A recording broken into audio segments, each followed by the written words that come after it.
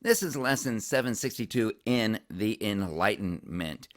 Two essential questions. Where did the Enlightenment come from, and what were the key ideas of the Enlightenment? And we can even add a third question, really. Who are the key people of the Enlightenment? And we've got a history quote. Wisely used history can give pleasure and provide us with a useful tool, but we should not become its slaves. Douglas Hurd. And what that means to me is this. We should learn from history. We should use history to teach us lessons. But that doesn't mean we need to do things simply because that's the way it's always been done. So we need to have a critical eye towards the past and compare it to what is best to do in the present. Science and the Enlightenment. It all began with science, and we've studied the scientific revolution. How? How did these science guys give rise to the Enlightenment philosophe guys? How did scientific observation and experiments lead to new social, political, and government ideas? Because the writings of these Enlightenment guys are going to lead to the violent overthrow of absolute monarchs on 3 continents.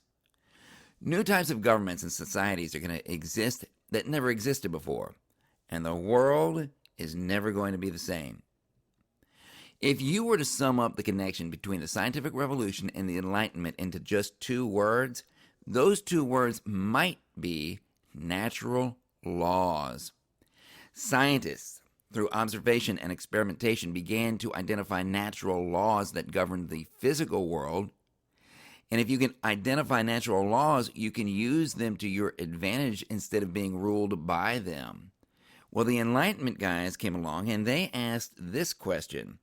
What if we could identify natural laws that governed the social world, not just the physical world?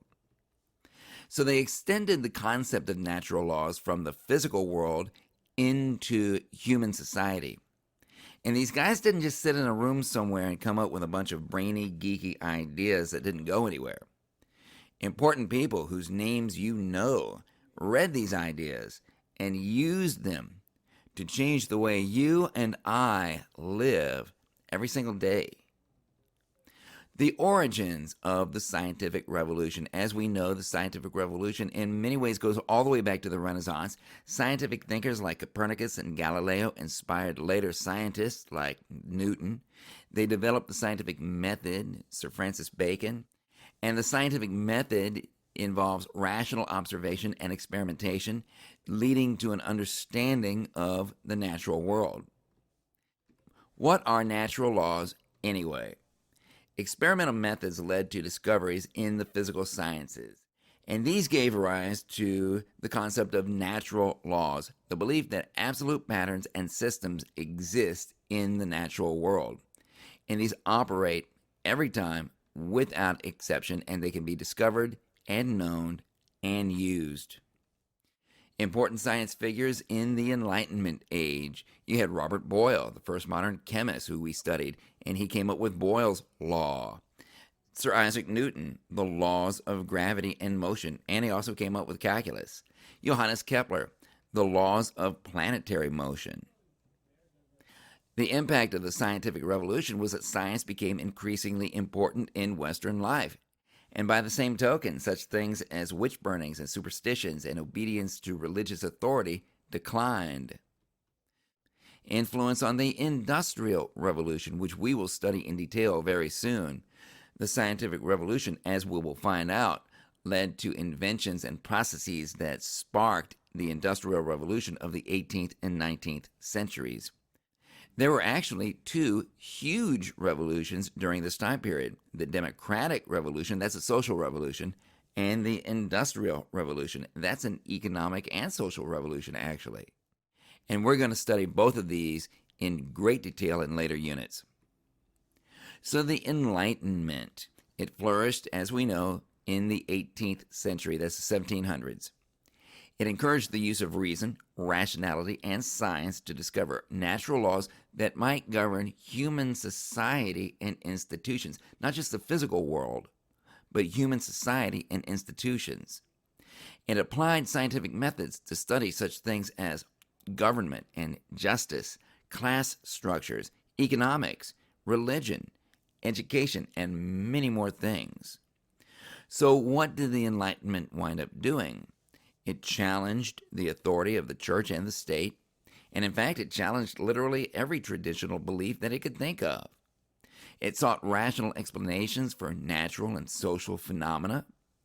It reevaluated the place of the individual in society, and it also reevaluated the appropriate role of government. Many Enlightenment thinkers believed that the natural state of humans was freedom, not oppression.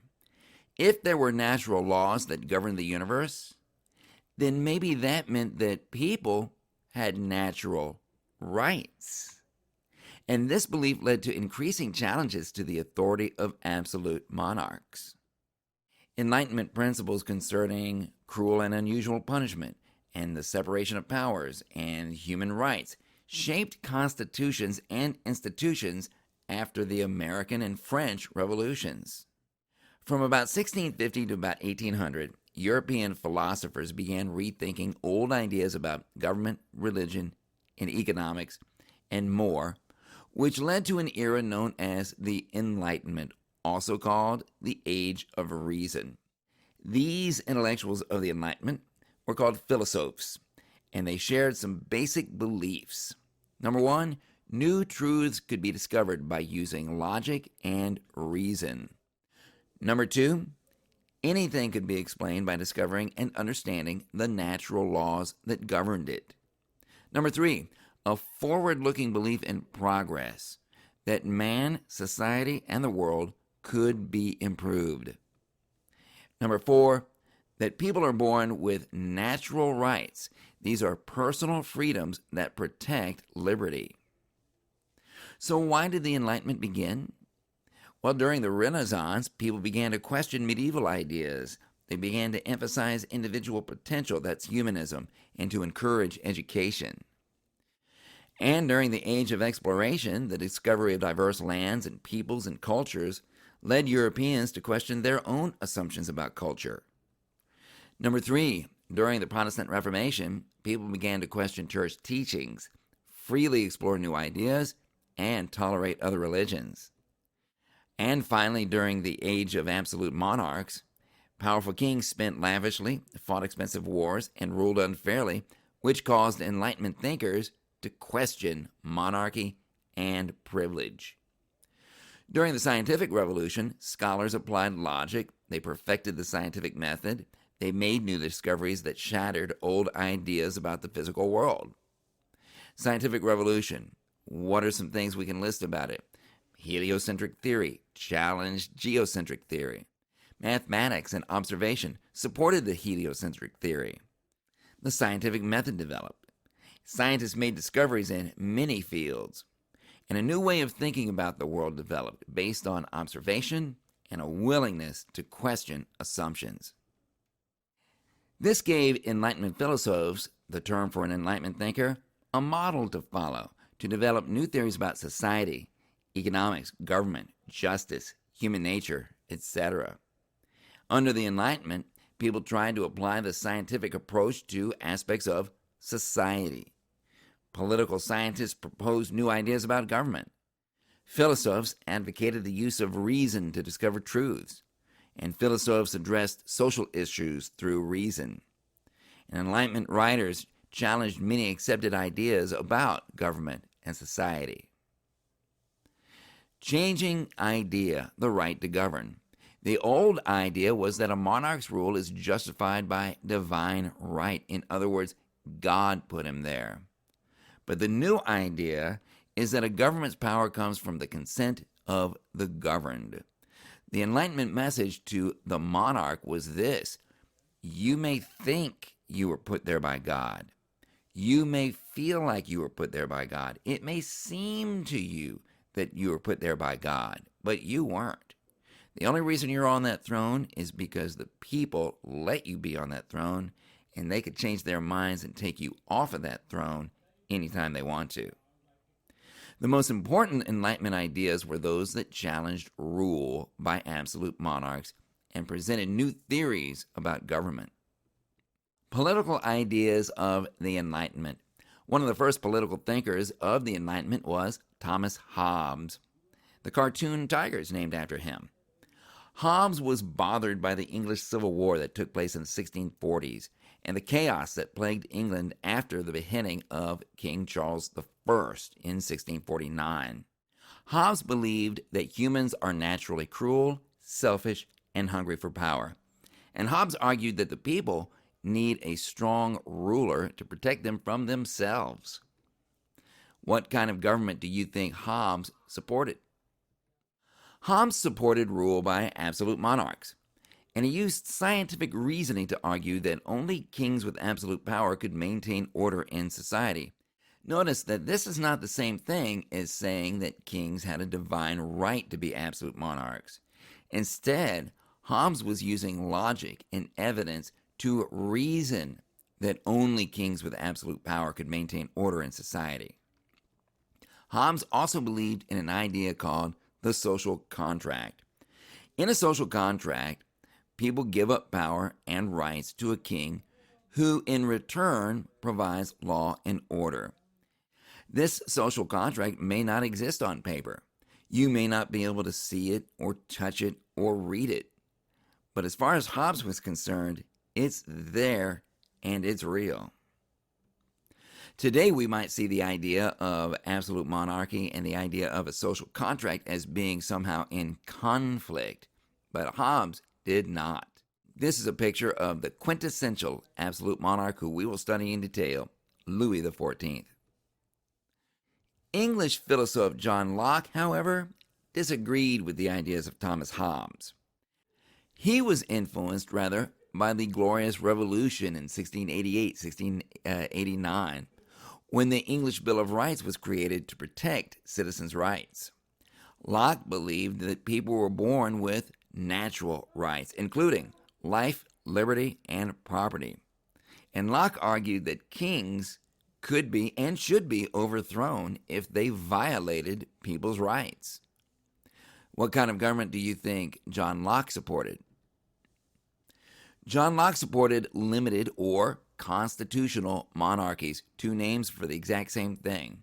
That's a government with a king whose power is limited by a constitution.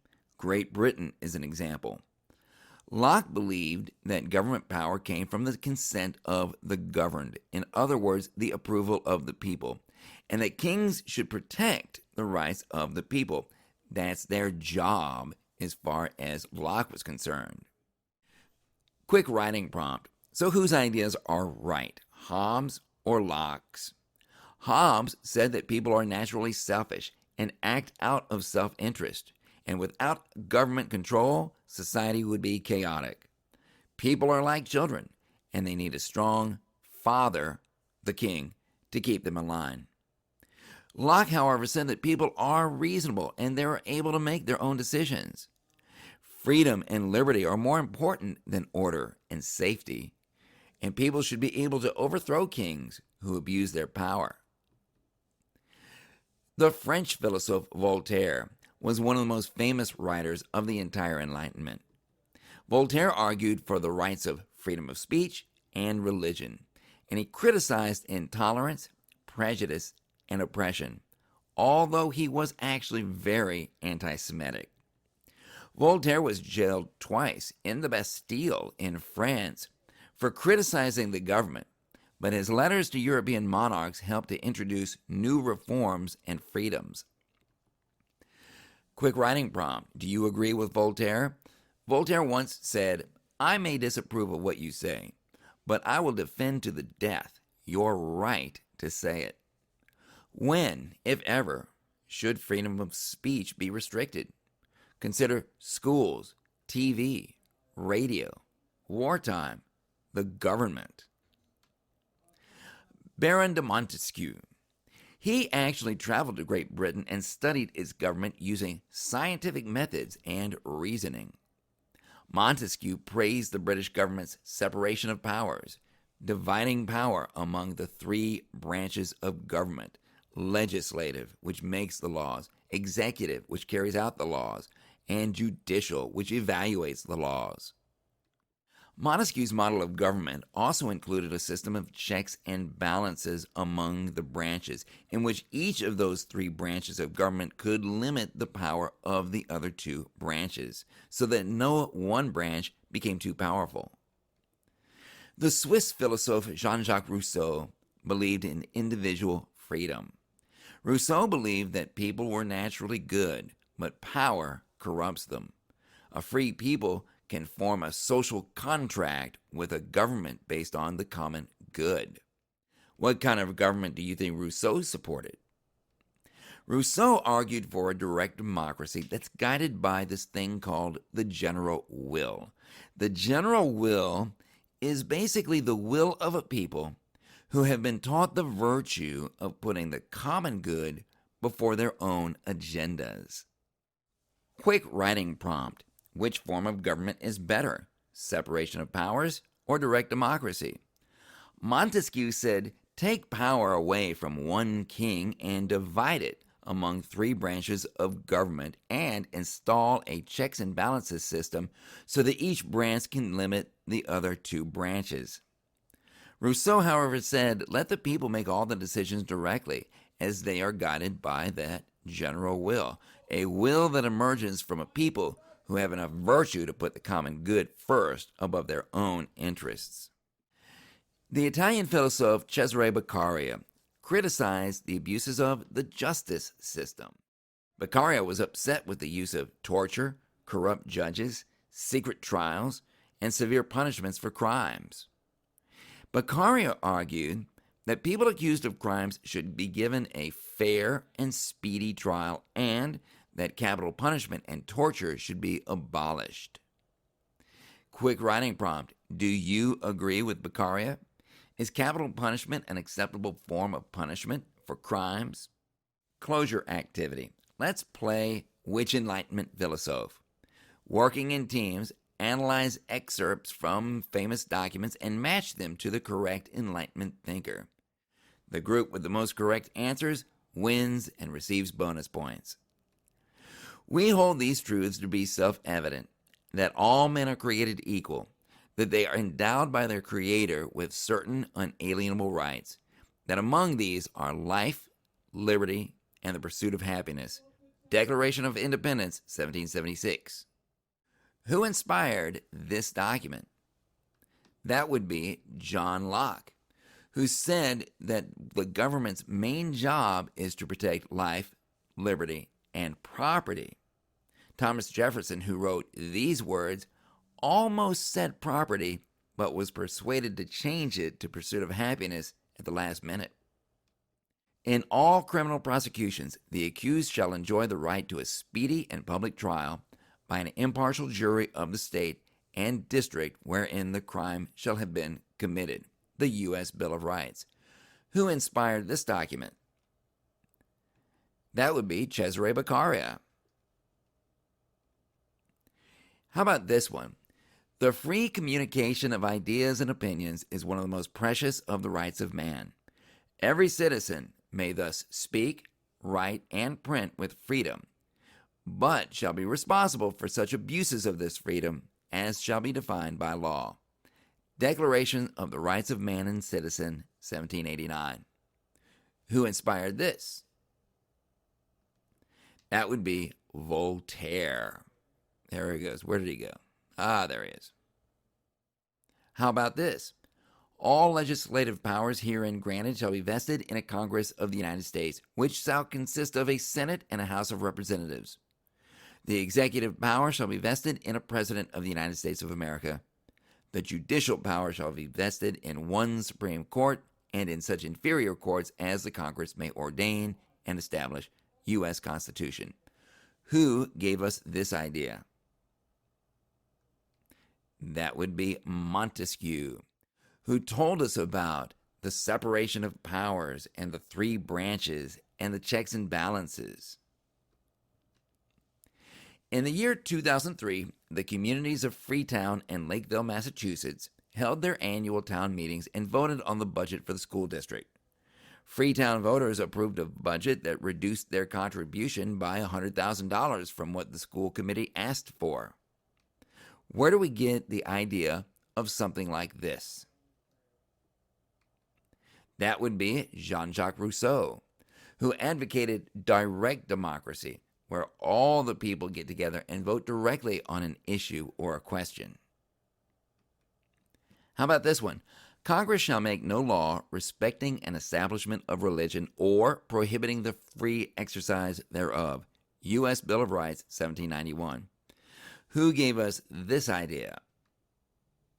Once again, that would be Voltaire.